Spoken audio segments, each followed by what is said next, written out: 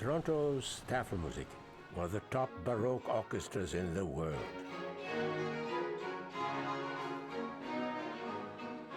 It's an improbable success story that started 3 decades ago when Jeanne Lamon, a talented young American violinist, accepted the job of musical director of a struggling small group of musicians playing outmoded music on antiquated instruments.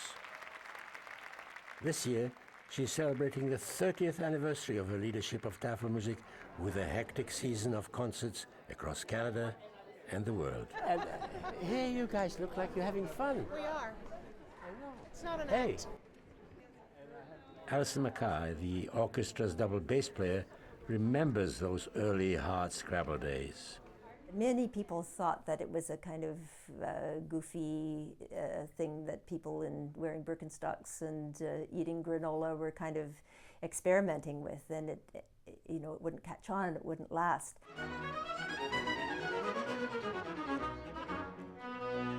We have convinced audiences, we've convinced ourselves, recording companies, we've basically convinced the world that what we're doing is worthwhile, it's not a fad. It's an approach to music making that has actually taken over, perhaps, all music making. What Jeanne Lamon and her band of determined musicians have done is to resuscitate the glories of early music with injections of a cocktail of modernity. Alison Mackay is not only the orchestra's bass player, she has also helped reinforce Tafelmusik's baroque repertoire with 21st century technology. She developed programs that combine music with state-of-the-art image projections.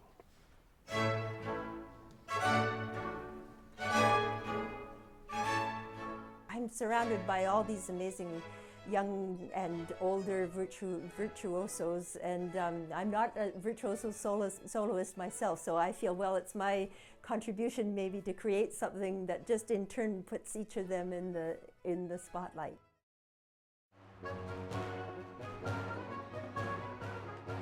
Another innovation, for the most part, there's no conductor.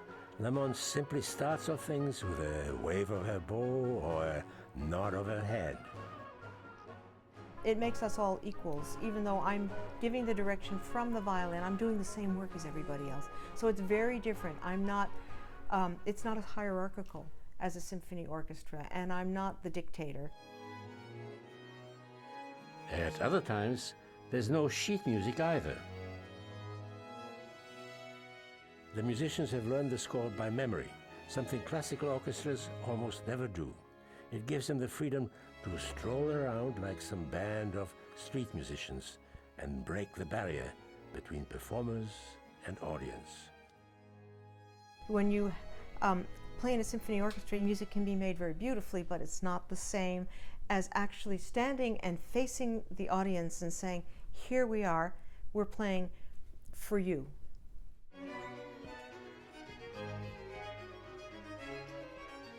This also allows younger orchestra members like Aislinn Noski and Julia Wedman to step forward and get a crack at playing solos.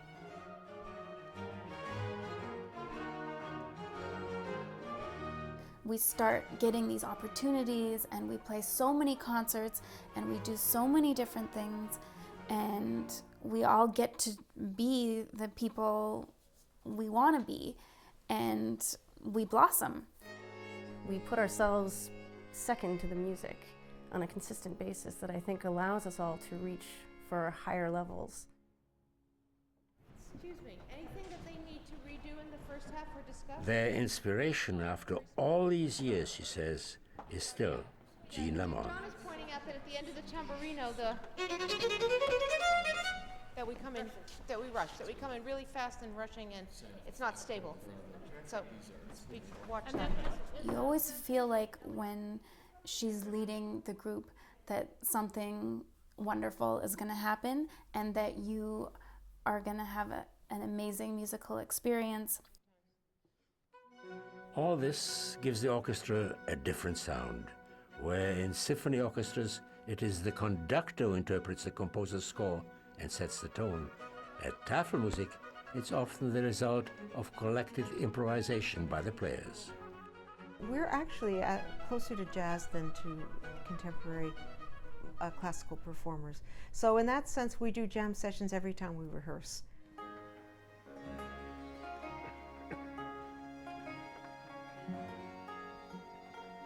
For all these innovations, though, there's one tradition Tafelmusik has carefully guarded, and that's to reproduce the genuine sound of baroque music with period instruments like the lute.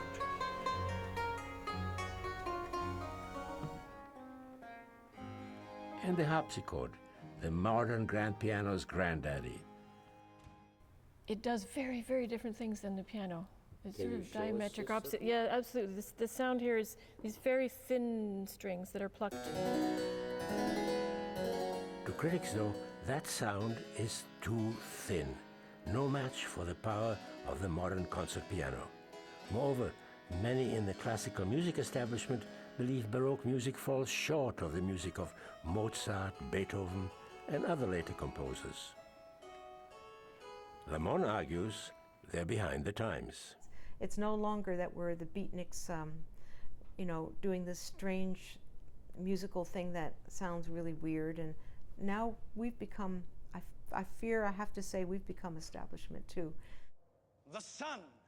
An establishment of change in an era of constant change.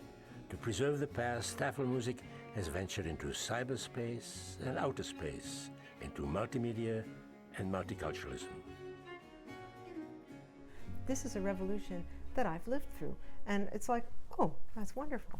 And I was a part of it, and I'm very proud that Tafelmusik has been a pioneer in that.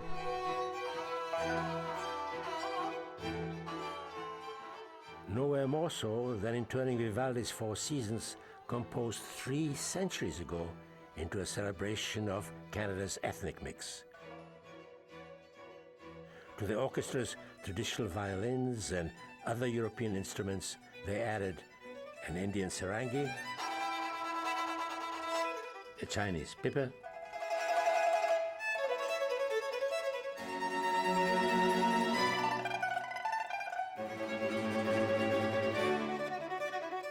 and Inuit throat singing.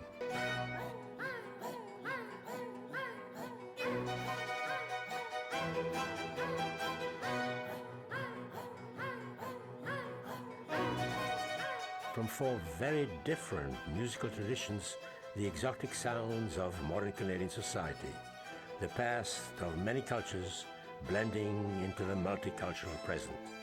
It is this, as so much else, that has made Tafelmusik under Jeanne Lamon's leadership a Canadian institution of world renown, an institution Canadians can be proud of.